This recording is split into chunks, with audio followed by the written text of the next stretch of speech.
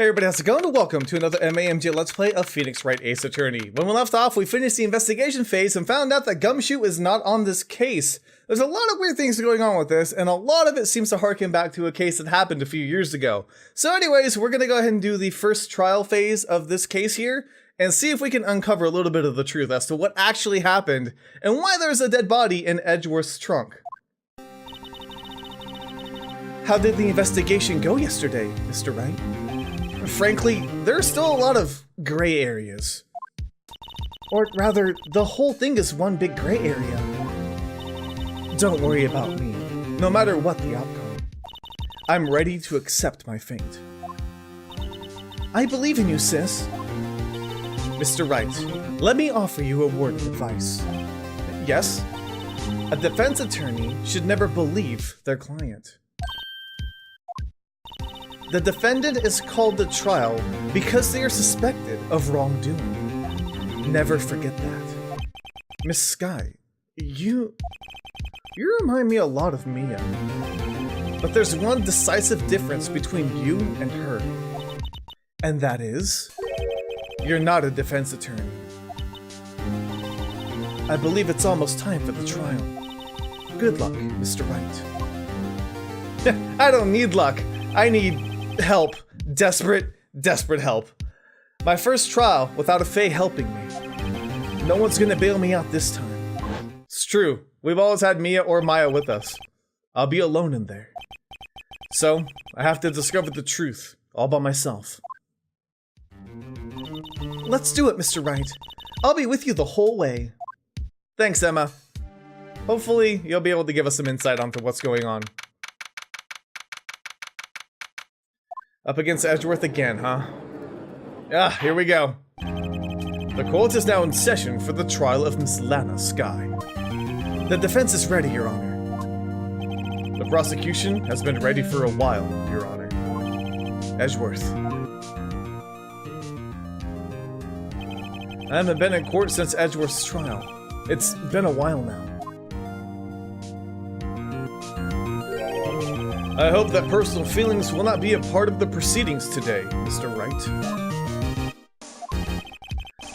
I will choose the path I think is right, regardless of what those around me might say. The judgment to be made here is in our hands, not those of anyone else. Very well, Mr. Edgeworth. Your opening statement, please. Chief Prosecutor Lana Sky has committed an unpardonable crime. Not only this, but she was rash enough to commit it in the prosecutor's office lot. Oh, wow, he's much more forceful in person. I suddenly feel like confessing to everything. However, she will now pay for her rashness with her life. There was a witness to her crime. A professional witness. Professional witness? Well then, call your first witness, Mr. Edgeworth. The prosecution calls its first witness, Miss Angel, to the stand.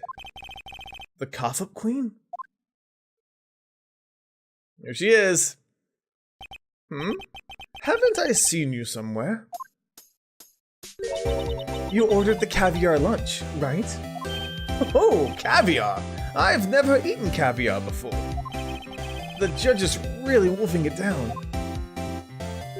Ah, and for you, I have a Fiesta Bowl. Thanks. Will the witness state her name and profession? And you, sir? Did you order the fingerprint lunchbox? It is too early for lunch. Your name and profession, please. Well, Your Honor, how does it taste? So this is why everyone raves about caviar. It's so tasty it hurts. I always thought caviar would taste like pickled tapioca. What the heck does pickled tapioca taste like? Name, profession, now. Me? The name is Angel Star. Don't go forgetting it. I find myself running Lunchland these days. Is that what you wanted me to say, Mr. Edgeworth? Very well, witness. Please describe the incident to us. The prosecution will wait. I'm not finished eating. Hurry it up! Are you done, Phoenix? Very well, Mr. Edgeworth. As you know, we usually call on police to provide a description of the crime. Your Honor, as Mr. Edgeworth has said to the court, I am a professional. Huh? What exactly does that mean? Until 2 years ago, Miss Angel Starr was a special investigator with the police. See? 2 years ago! That's when, the marshal got let go too. She was a first-rate homicide detective. What? Miss Starr was a detective? Aha! I know who you are. Cough up. Cough up Queen Angel Starr, Your Honor. Long time no see. Very well. You may continue with the description, Miss Starr. Just who is this lady? If I might have the court's attention over here. Maybe like a PowerPoint? Yeah, pretty much. The parking lot is at the prosecutor's office. It's divided in 2 blocks. A block is for the prosecutor's office personnel. B block is for visitors and clients. A chain divider separates these 2 blocks. I suppose that's to keep visitors from taking up prosecutors' spaces, yes? That'd be annoying. The crime took place by a car in the back of a block in the car's trunk. The killer stabbed the victim with a knife and went to drive the body out. Drive it out? Unfortunately for her, there was a witness and an arrest was made on the spot. And who was this valiant witness? Why, it was me, Your Honor. Okay. Witness, did you see the very moment of the crime? Of course, Your Honor. Immediately after that, I apprehended the chief prosecutor. It seems rather cut and dry, doesn't it? Well, Mr. Wright? I can't agree on principle, Your Honor. It seems that some poor losers are unwilling to accept the truth, Your Honor. Shall I proceed to crush what little hope they have remaining? If you can, give them your worst, Miss Starr. Wait, are they talking about me? Apparently, yes. Alright, I don't know where we can really go with this one, so we're just gonna have to press everything. Sometimes there's nothing to get out of it. Somehow I always knew a day like this would come. I was on my way to deliver a lunchbox to my boyfriend when I sensed something. Perhaps it was my finally honed detective instincts working. Now, then, through the wire fence. Through the fence? I saw the chief prosecutor standing next to the garish car. For some reason I thought she already testified. I'm an idiot. The chief prosecutor was holding a knife in her right hand. Then, she thrust the pointy tip of the knife into Detective Goodman's chest. Okay, a lot of issues with that. Bringing a lunchbox to your boyfriend. How touching. As you can see, there's no room for doubt. There's a lot of room for doubt. A, was the suspect really Goodman because you couldn't see him at all? B, I don't know if she's left or right-handed, but I'll have to look at the court record. And C, why did she see it through a fence if she was on the side of the prosecution? I'm just saying. So, Edgeworth, no.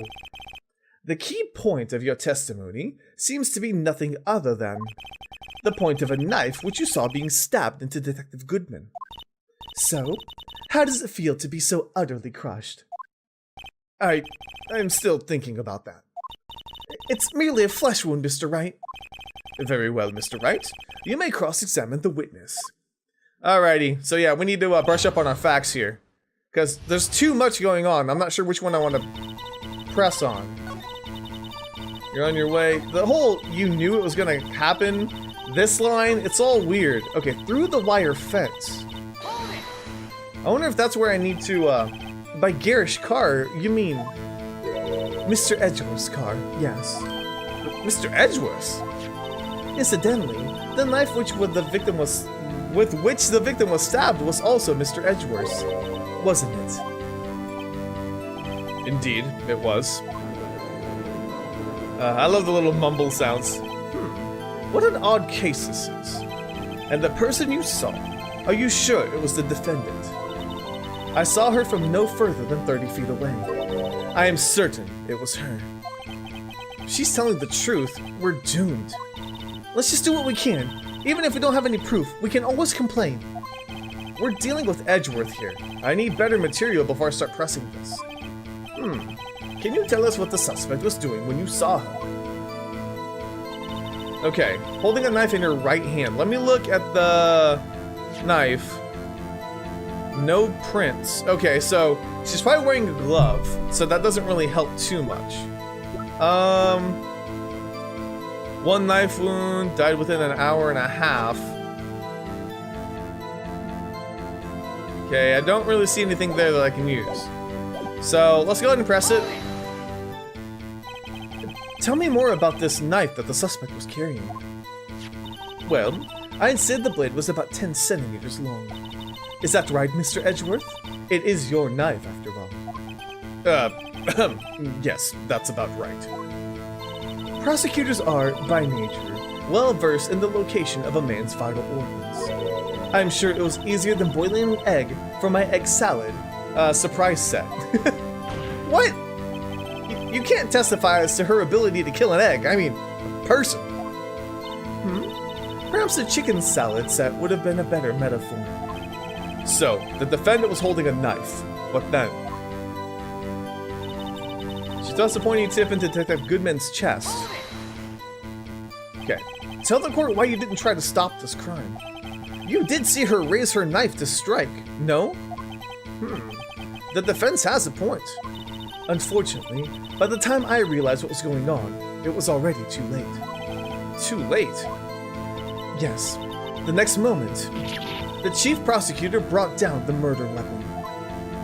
I see. It's only a flesh wound, Mr. Wright. We can make it. You said that before. Anything else? Scientifically speaking, Miss Starr's testimony is flawless. Sounds pretty fatal to me. What do we do? Is this it? Is my sister guilty? Let's just keep our heads cool and press the witness a bit, shall we? For some reason, having her panicking next to me makes me calmer. Don't smile at me like that. Okay, so I guess we'll go ahead and press more, but I feel like that fence thing is a little suspicious. How did you know? I respect the prosecutor's basic abhorrence of crime, yet their methods are ugly and twisted. Twisted methods will always lead to tragedy. The lunch lady's uninformed opinion is duly noted. Given that they are used to erasing inconvenient evidence at their whim. Killing off a detective that knew too much is merely an extension of that. Miss Starr, do you have something personal against prosecutors? I felt that I found my dream job when I became an investigator. And if I hadn't been laid off by those prosecutors over there, I'd still be one. Laid off? She was fired. To me, prosecutors are nothing more than worms. That said, I am a pro, as you know. My testimony is unbiased and flawless. Very well. You may continue, Miss Starr. Lunchbox for your boyfriend, don't care. I wonder if this will help. Nope, it didn't help. Dang it. Okay, so it's not this. Because how did she see it on the other side of the fence? They're not related. Fine, Judge. Jeez. I think I'm gonna have to go ahead and press everything. Because that was my main one. Through a wire fence. Doesn't make any sense, but whatever. This boyfriend, he's a detective? Not that boyfriend, the security guard. That boyfriend? You have several? Yes, this boyfriend, that boyfriend, and the other boyfriend. Care to join? The yet another boyfriend position is still open for applicants. I'll stick with the lunch, thanks. Note to self, the judge had to think before replying. The security guard room is in the lot in A block. It's on the second level, so you can see everything from there. That would be the room with the security sign. Incidentally, did you bring your lunchboxes by car? Since I'm a visitor now, I parked in B block. So, she was in B block when she witnessed the crime. Is that right? Was she in B block when she saw it? You sensed something? So you're saying you had a premonition of the murder? It felt like... how would you say? Oh yes. It was like the feeling you get when you view a pumpkin chock full of seams. I have no idea what that means. Speaking of a detective's instincts, wasn't the victim, Mr. Bruce Goodman, also a detective? Yes. Well, he was like a young cheese. Young cheese. A pale white cheese, not yet tangy with experience on the streets. A green one. I, of course, am hard, yellowed, sharp as a tack. I bet you stink, too. Emma, I love you so much. In any case, there, in the lot, I felt something stirring in the back of my mind. Okay, you saw that? Right here? Okay. Tell the court why you didn't try to stop this. Did I already do this? I did. My bad. That was my bad. I already did this one. Okay, so what is it? We've already looked at everything, so there's something I'm missing. So strangely enough, I had to press Angel on her testimonies a couple times, and the one that triggered something was actually the one about the wire fence. Now Phoenix is saying something different, so maybe we had to listen to all the other press statements before we could get this one. I don't know. Witness, in your testimony, you clearly stated the following. Prosecutors are nothing more than worms. Ergo, you are a biased witness. You might want to keep those silly opinions to yourself in the future, rookie. Huh? Rookie? Unless you're willing to risk the consequences of doubting me. What do you mean? I'll fry you like a fritter, crispy on the outside, chewy on the inside. That was inspiring. I believe I've heard that tagline elsewhere. You could cry plagiarism. Emma, you're amazing. I may be relegated to the lowly post of lunch lady, but my instincts are honed. Of course she has a picture. A photograph. You took this. The moment I witnessed the crime, my reflexes took over and snapped. I took a picture. In fact, one of my lunchboxes is rigged with the camera. I suppose that's more exciting than just hanging it around your neck.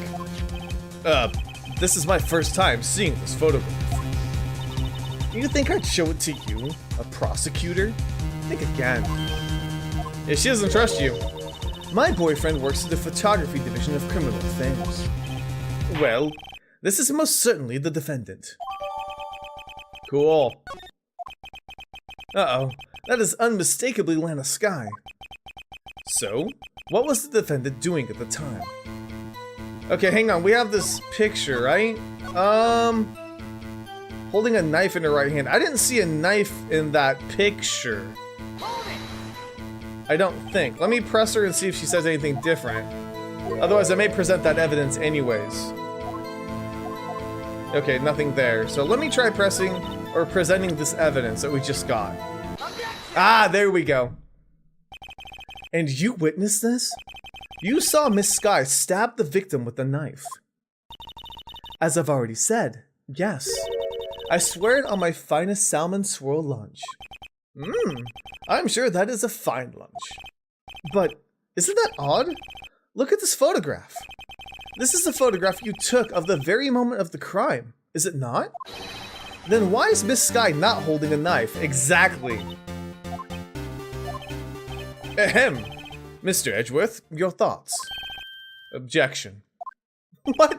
Let's be a little more careful with our evidence, shall we? It is you that needs to be more careful, Mr. Wright.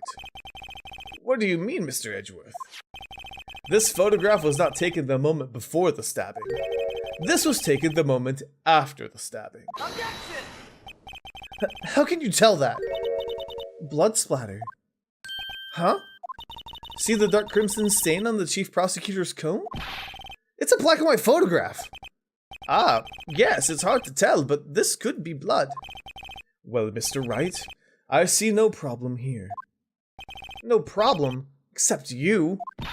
Mr. Wright, are you gonna just sit there and take that kind of abuse? You got a better idea? Object, I guess. Wait, that contradicts what the witness said earlier in her testimony. Namely, that she took the picture the moment she witnessed the crime. Well, it seems I was slightly unclear. My apologies. God dang it! That's it? If you run out of lunch, you order seconds. Problem solved. If you don't like it, try ordering the jumbo-sized lunch from the get-go. Good advice. I'm not sure I understood it, but good advice. I didn't have time to stop her. Prosecutor Sky was cold, calculating, like a robot. She killed without pain or remorse. It was a premeditated murder. Premeditated? How do you know? Look at the chief prosecutor's hands in that photograph. Well, are those gloves? Surgical gloves made of thin rubber, most likely. Why would she have those on? If it was not premeditated, she would not be wearing those gloves. What? This isn't good. This is not good. These gloves do seem to tell a tale of premeditation. Premeditated murder, a serious offense. Witness, add this to your testimony. The murder was planned, the rubber gloves prove it. What if she was just in the habit of wearing gloves? Like, driving gloves? The gloves were admitted as evidence when the defendant was arrested. They were rubber gloves, the kind used for autopsies. In other words, when the chief prosecutor came to the scene, she came to do murder. It's the only possible conclusion one can make. Everything was planned. It was a premeditated crime. Impressive. I'm sorry they took you off the force, Miss Starr. This is bad. She's got them thinking this was all planned. If she can prove this claim, then the trial's over. I've got to think of a way to show this wasn't premeditated. It's only a flesh wound, again. Okay, so we need to prove it wasn't premeditated. How can we do that? Rubber gloves. Parking lot, okay.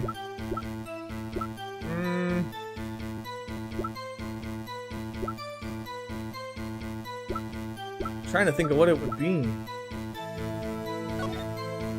Is there anything on here that I missed?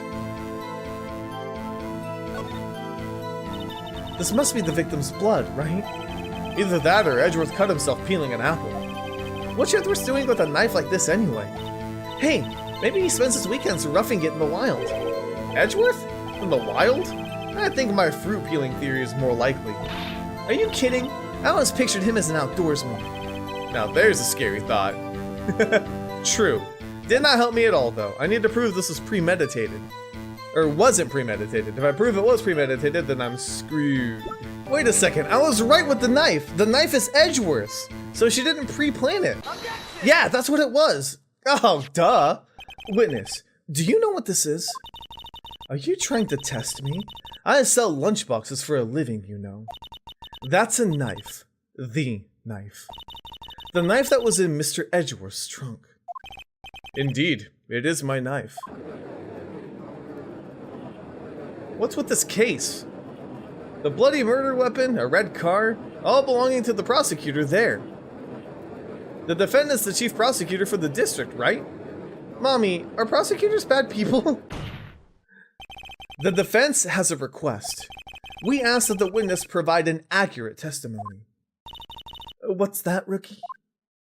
In your testimony, you stated that Lana Sky planned this murder, and that's why she was wearing those special gloves. Seems like a natural conclusion to me, though gloves do indicate planning. However, why would she not also prepare the most important thing, the murder weapon? Oh. This knife just happened to be in the trunk of that car. Exactly. Ladies and gentlemen, if you're going to plan a murder, you don't forget the weapon. What? Order, order, order. Great. Now the tide's turning in our favor. Great show, Mr. Wright. My sister's as good as free. No. Right. I believe the next lunch you'll be eating is humble pie. What? I hope you weren't deluding yourself into thinking that the tide has turned. Not over such a trifling detail. But this shoots a hole in the whole premeditated theory. Bah!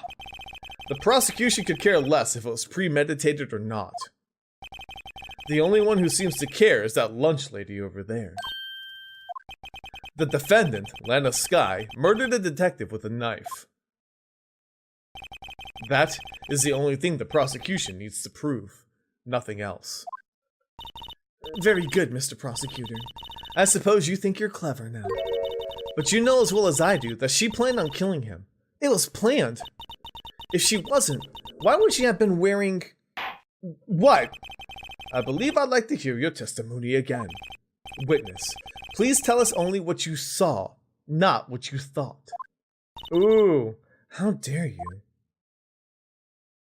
My powers of deduction are not to be underestimated. Really now. Seriously. Alright, new testimony? Yep. Lana Skye intended to murder Detective Goodman.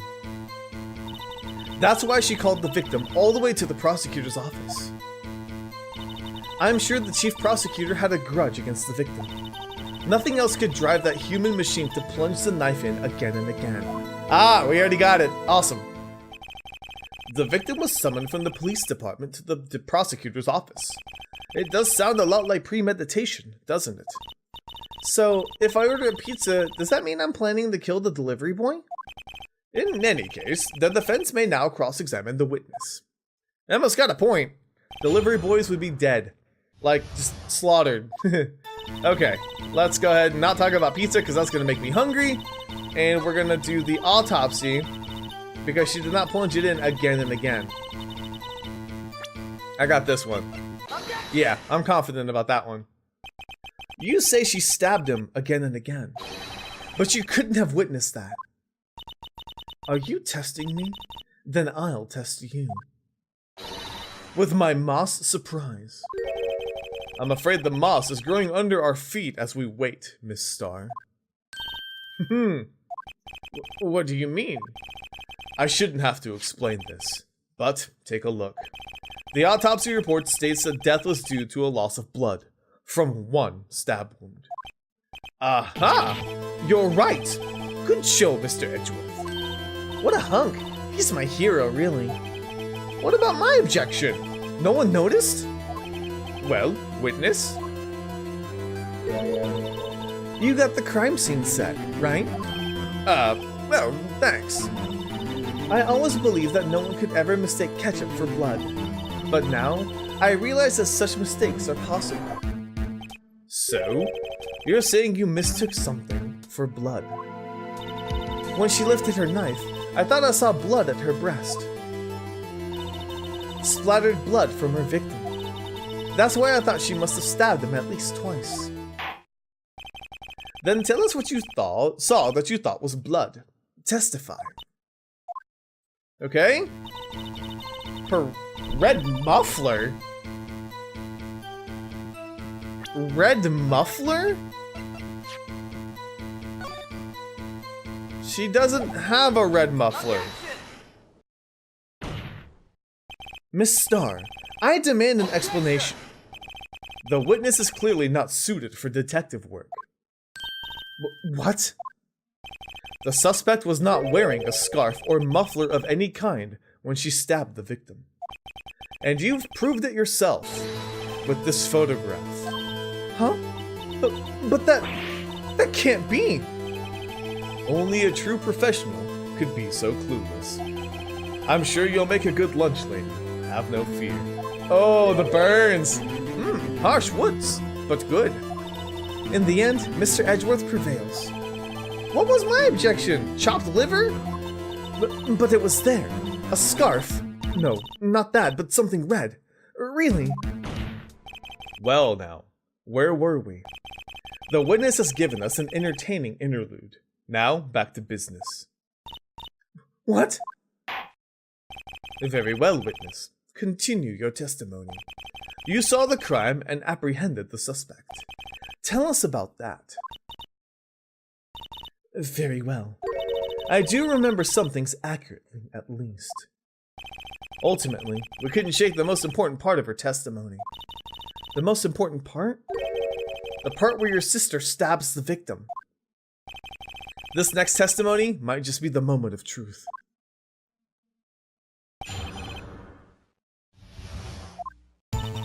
After the murder, the suspect attempted to run behind a partition off to her side. I quickly caught her, explained her rights to her, and arrested her on the spot. Ah yes, when I arrested her, she mentioned the muffler. That's what made me confused in my earlier testimony. The chief prosecutor made to escape, but against Angel Star, resistance is futile. She sure is trying to cover up that muffler fact, isn't she? You are, yeah, quite determined about this scarf, aren't you? I strike like a snake and bite like a cobra. That's me, Angel Star.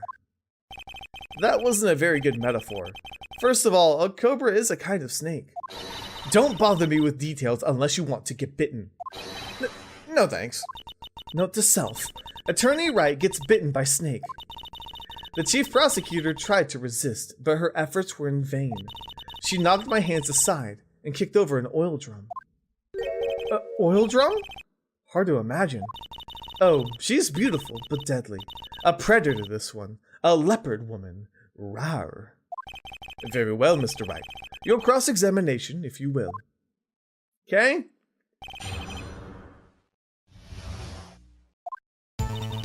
After the murder, the suspect attempted to run behind a partition off to her side.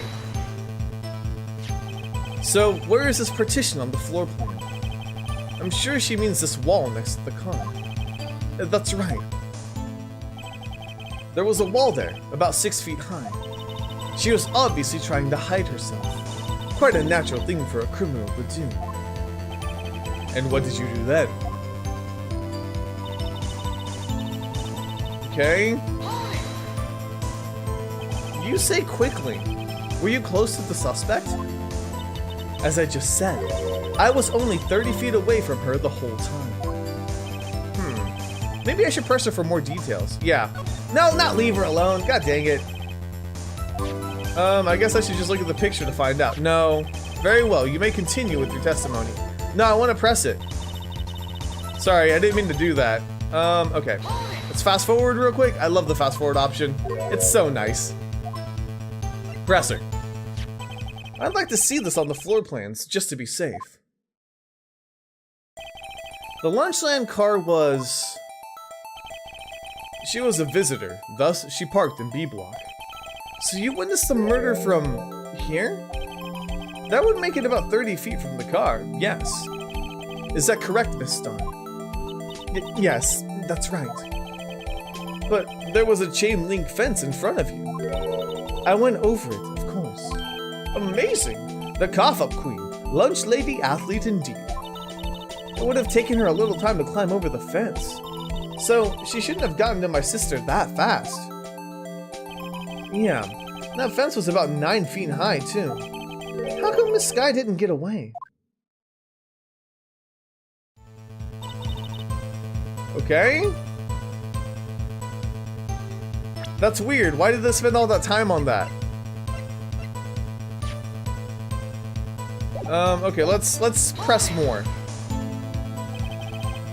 Oh, I already saw this one. My bad. I'm just not in it today, am I? I apologize. I feel like I'm making easy mistakes. Okay, mention the muffler. She mentioned the muffler? What exactly did she say? If I remembered exactly, I would have told you in my testimony. Cheeky. Anyway, all I heard was her say the word muffler. Just that one word. So, what you heard wasn't the suspect talking to you, but to someone else. Yes, the chief prosecutor was talking on her phone. Her phone? You mean this cell phone? By phone, do you mean this cell phone? Discovered at the crime scene? Yes, ultimately. Ultimately. My memory. It's like a salmon, heading upstream, you see. No, the court doesn't see Miss Starr. The chief prosecutor first attempted to use the phone hanging on the wall. On the wall? That's right. Near the car, there was an emergency phone on the wall. Apparently, it was out of order. and so she used her cell phone. Indeed, the emergency phone was out of order that day. Good witnessing, witness. Good witnessing? Whatever happened to good testifying? Seriously. You should of course add this to your testimony. The things I do to please this rookie defense attorney. Cell phone updated, okay. She gave up trying to use the wall and just used her cell phone. Okay, why did this get updated? The word muffler. Should we try presenting it? Let me press it first. Do you think you could restate your testimony for the court? Aha! I was going to ask the same thing. I'll only say this one time, so listen close, rookies.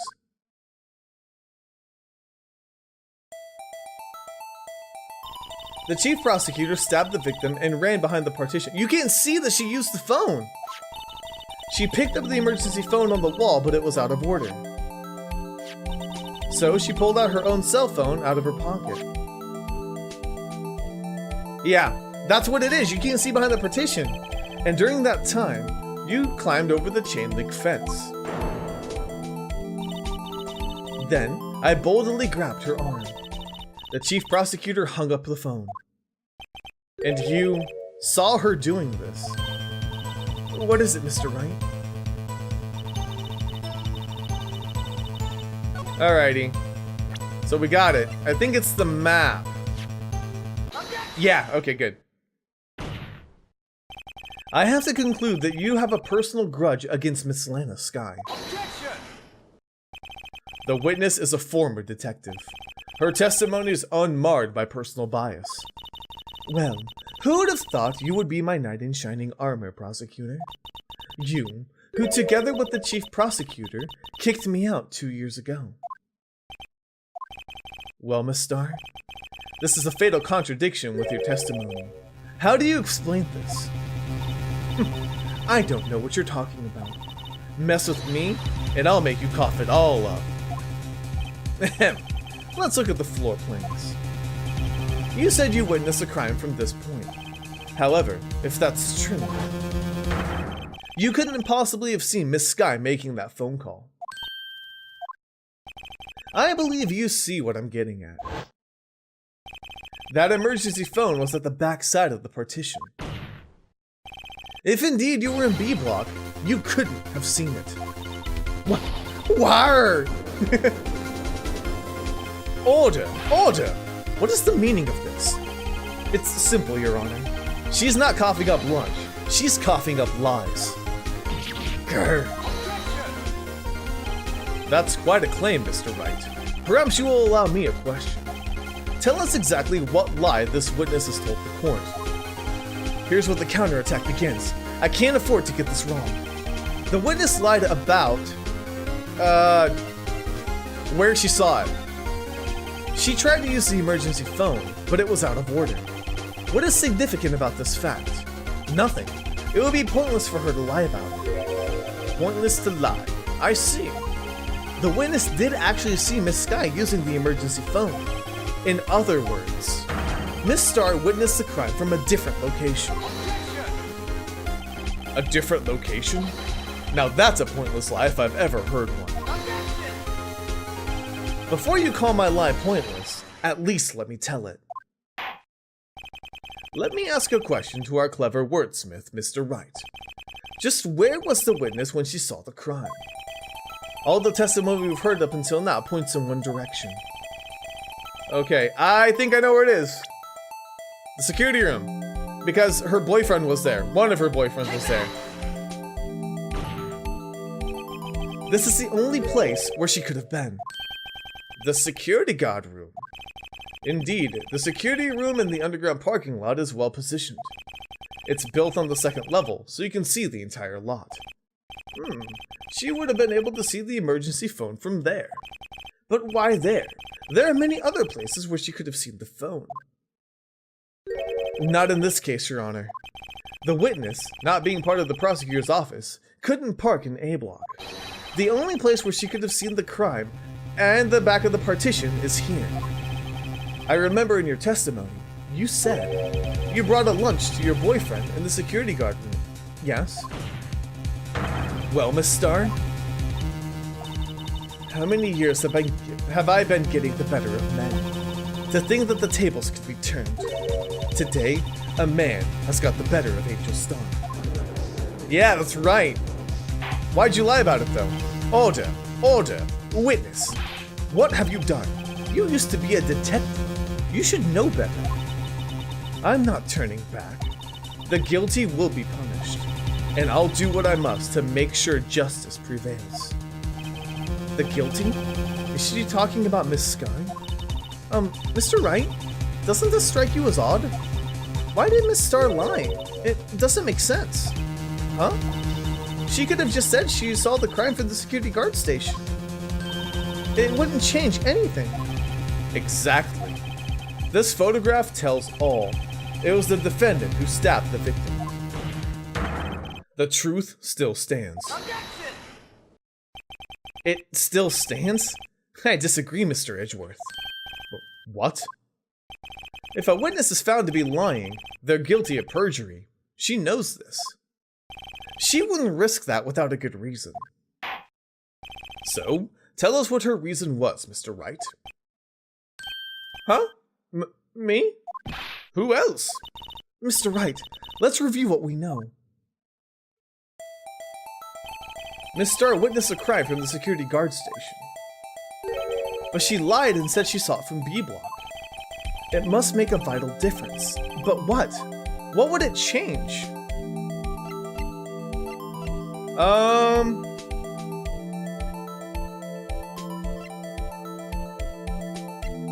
Angle of the view? That doesn't matter though.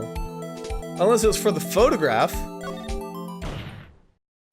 Why, the angle at which she saw the crime occur would change. The angle? What do you mean? Well, the security guard station is on the second floor, and, she would have sort of a more 3D view of the crime. And this is important. Why? Dang it! Really, Phoenix? I thought it was for the picture! Because the picture is set from a certain angle. Okay, so it's not the picture. So it has to be the distance. The lighting doesn't matter, does it? No, distance. It changes the distance between her and the scene of the crime. My condolences, Mr. Wright, but one look at the floor plans and it's quite clear. The distance between the scene of the crime and the guard station is 30 feet. I don't see how that would change what she could see. Objection! What she saw is not in question here. What matters is the time it would take her to reach the scene of the crime. Miss Starr, you witnessed a crime from the security guard station. Now, how long did it take you to go from there to the scene of the crime where you arrested Miss Sky? Well, witness? You... Yes? You ordered the squid wheels, right? The quality of my lunches has gone from low to inedible. I was bringing a PB&J lunch with fresh boysenberry jam to my boyfriend. Boysenberry for the boyfriend. He wasn't in the station, so I waited. I witnessed the crime from the glass-walled station. And before I knew what I was doing, I found myself running towards the scene. But the door was locked. I couldn't open it. Oh, that's a few minutes. That's several minutes of unaccounted time.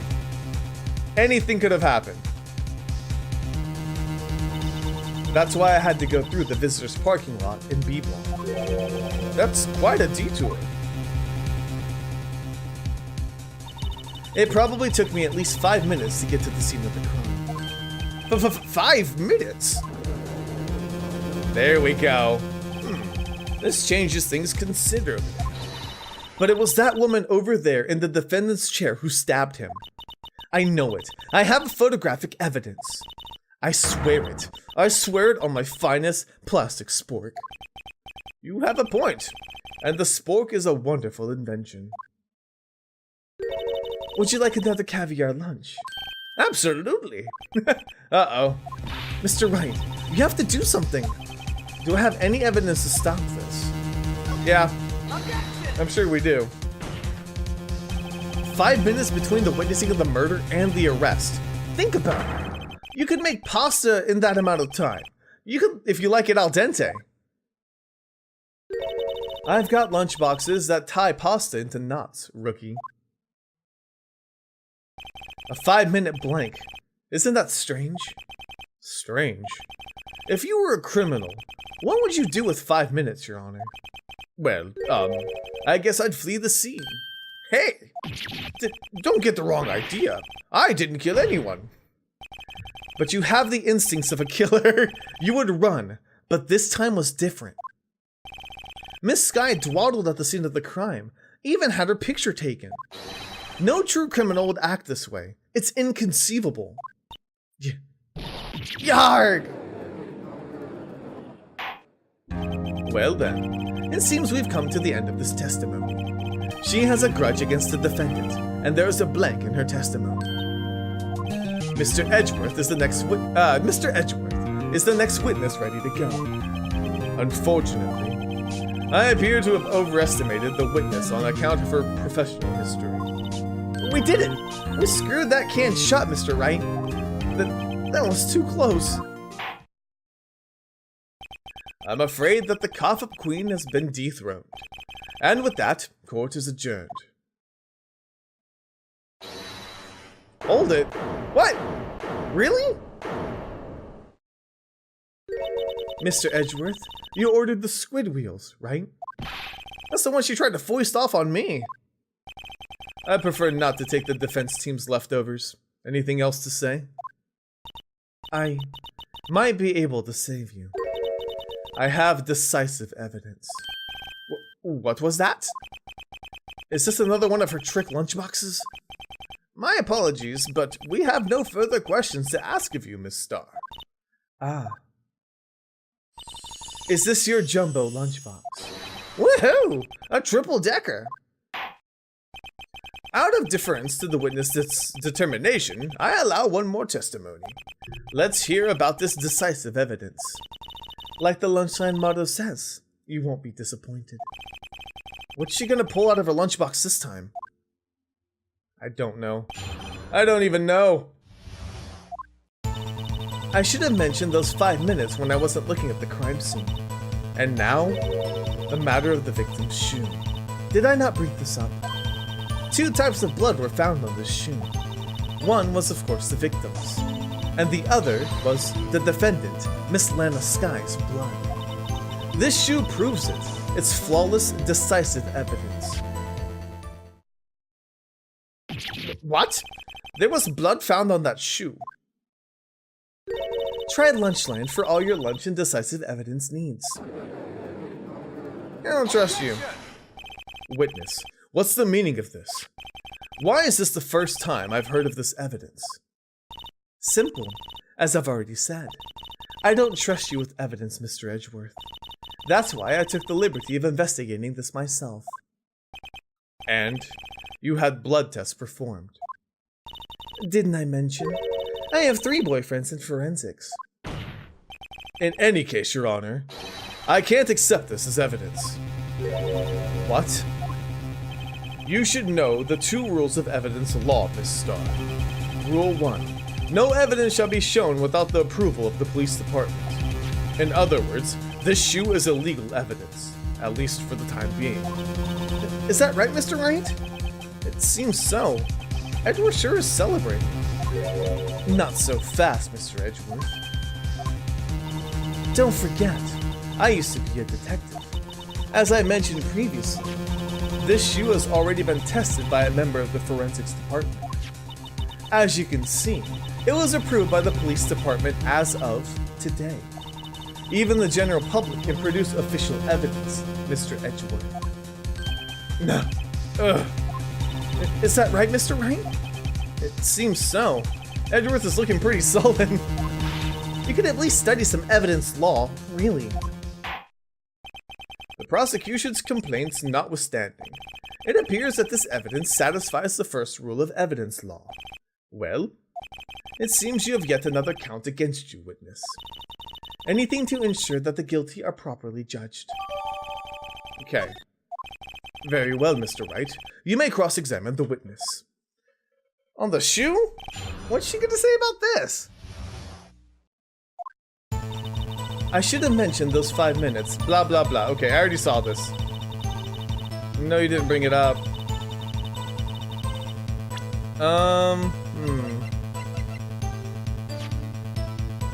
Traces of blood from Goodman and Lana Sky. Let's press it. So, you brought it to the forensics department. If you're going to submit something as evidence in court, you need it approved. To do that, evidence must be analyzed by a forensics expert. And she got away with a little coup because she used to be a detective. The shoe does appear to have blood stains on it. Makes sense. After all, the man was stabbed here. And that blood belonged to the victim, Detective Goodman. As I said, there were 2 types of blood found on the shoe. How do you know it's her blood? You can't say for sure the blood belonged to the victim without a blood test. Or with a blood test. You claim to know something about blood tests, Rookie? Huh? Well, speak up. Well... Blood comes in 4 types, A, B, O, and AB. However, you can't tell from a blood test whether a murder was performed in cold blood. That's just a figure of speech, Mr. Wright. Actually, if you combine all the various blood tests, there are millions of types. It's practically impossible to narrow a blood sample down to one person. Or so I hear. Millions of types? If I had a little more time, I would have gotten DNA test results. But they said there's very little doubt it could be anyone but Miss Lana Skies. So the suspect's blood was found on the victim's shoe. That ties her directly to the death of Detective Goodman. I was afraid he was gonna say that. Flawless, decisive evidence. It's too confident of a statement. I can't let this evidence go through without a fight. You ordered the peppered fish guts, right? Some like it hot, Mr. Wright. Some like your client. She isn't enough hot water to make a whole batch of soup. Mr. Wright, do you or don't you have a problem with this shoe? A problem? This is critical. What's wrong with the victim's shoe? I don't know, but there's a problem. If I'm not imagining things, I'd say there's one critical problem with this evidence. A clear contradiction. That gleam in your eyes. You're still young, Rookie. I'd give you a peppered fish gut now. But you couldn't take the heat, could you? Let's hear what Mr. Wright has to say. What is contradictory about the victim's shoe? Show us the problem with the evidence. Okay, hang on. I need to flip this around. What's this? Why is there blood here? I wonder if you noticed. There's blood on the bottom of the shoe. Don't mess with me, Rookie, or it'll be your blood on the bottom of my shoe. Indeed, there is quite a bit of blood on the bottom of the shoe. It makes sense. The victim was stabbed with a knife. What could possibly be contradictory about the blood on the bottom of the shoe?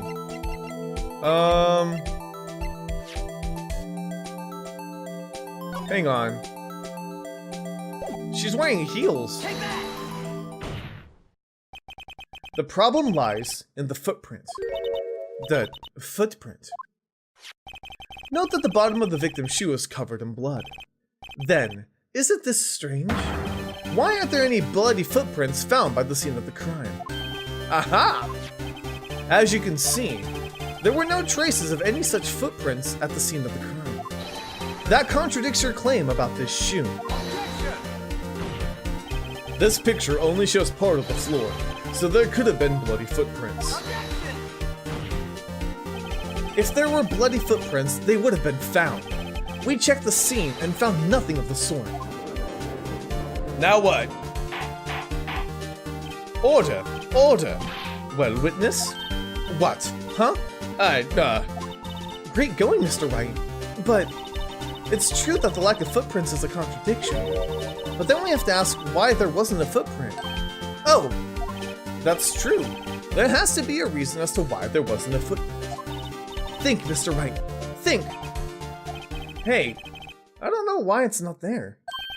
I'm just good at finding contradictions. What?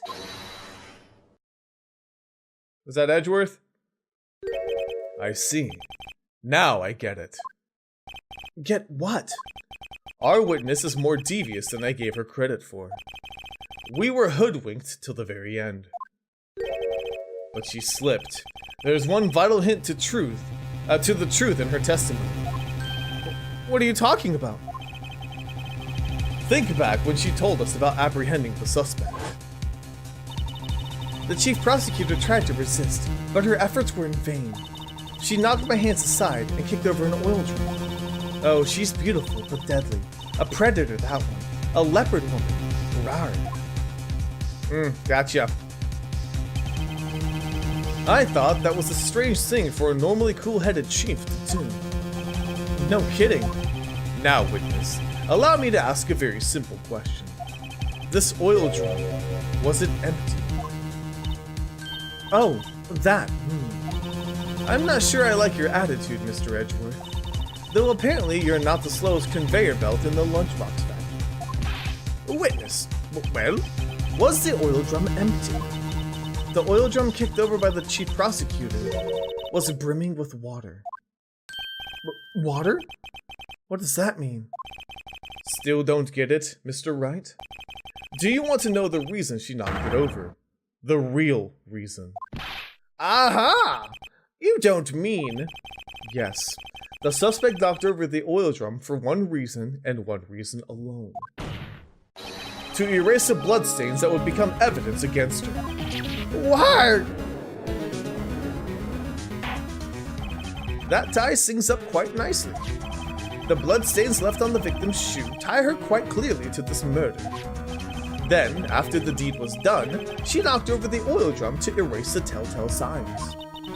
Why, that's a prosecutor's specialty, erasing evidence. That reminds me, Miss Sky's right hand was hurt. Didn't she say she'd cut herself when she stabbed him? So my sister's blood is on the shoe. That's when it happened. Well, I see no reason to prolong this trial.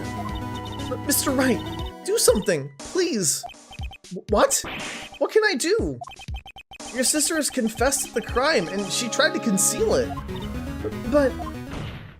Enough. There is no need for further debate.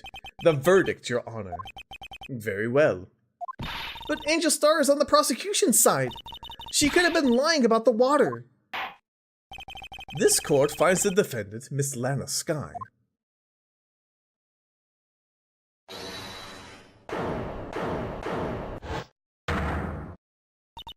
Little girl, what did you just say? Huh? Me? Did you say that I, Angel Star, was on the prosecution's side? Well, yeah, you are. You're saying my sister hid evidence by erasing the bloody footprints. Well, I thought you'd had your fill, but here you are, demanding a second helping. Another lunchbox. A lunchbox called evidence. Wait, witness, don't tell me you have something else. Objection! You've reached your verdict, Your Honor. Any further comments will be held in contempt of court. Your threats don't scare the coffin. Look at this. The photograph. I had this just in case anyone had the gall to suggest that the white shoe didn't belong to the victim. I see no room for error in this evidence. But Mr. Wright, wait! Look at the asphalt in this photo. Hey, it's clearly wet. Erasing the last trace of doubt from the court's mind. Immediately after the murder, the crime scene was washed with water. I'm sorry, Mr. Wright. I guess I couldn't help after all. It's not your fault. I knew I couldn't win this case from the beginning. And it seems this is what your sister wanted anyway.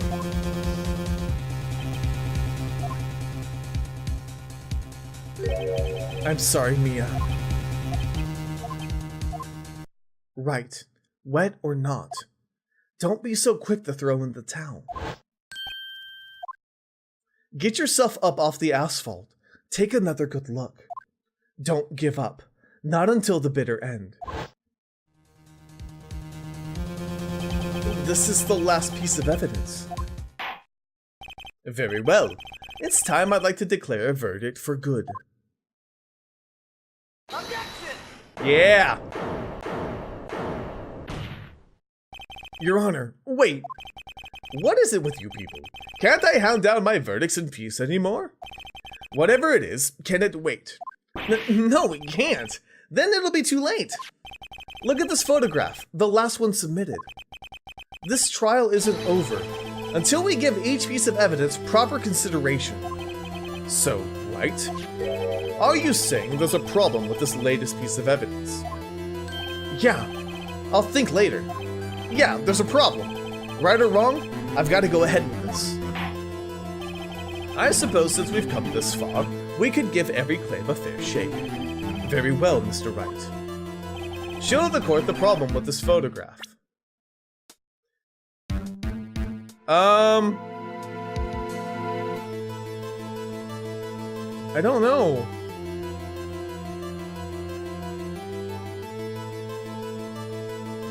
There's the muffler. There's something in there. There's a shoe there. That's wet. The knife. You can't see the face. Is it the muffler? Take that! The problem is in this photograph. Is here. What's this?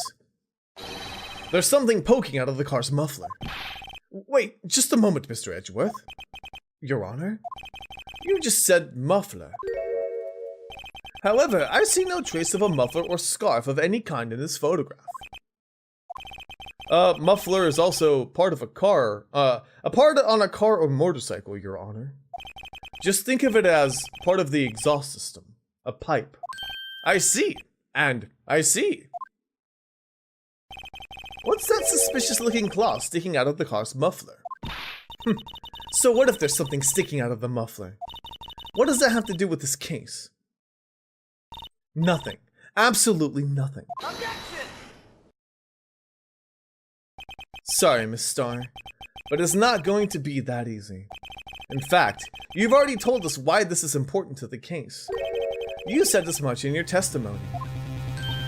What? Let's hear what Mr. Wright has on his mind. Tell us why you think this piece of cloth in the muffler is related to the case. Phone call! Miss Starr, recall your testimony for the court. Ah, yes. When I arrested her, she mentioned the muffler. That's what had me confused in my earlier testimony. Muffler? Huh! Yar! Could it be that the muffler you heard mentioned was actually this exhaust pipe? If so, that means this piece of cloth is vital evidence. Oh. What? She down for the count? I think she is. Well, it seems we will have to suspend the proceedings.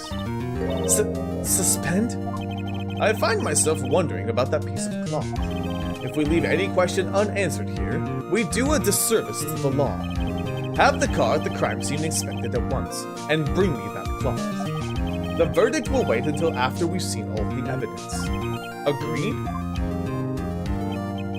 I suppose so. Whew.